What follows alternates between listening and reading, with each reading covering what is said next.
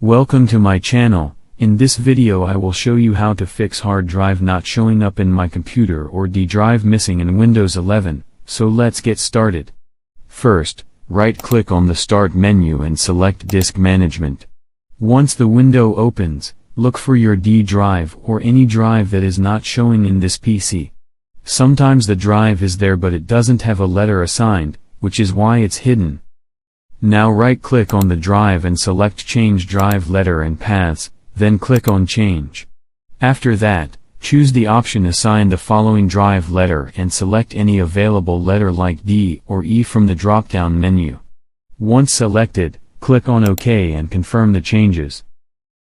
After doing this, close Disk Management and open this PC again, and now your hard drive or D drive should be visible and working normally. This method quickly fixes the missing drive issue without any software. So that's it. If you like this video then like, subscribe and press the bell icon for updates.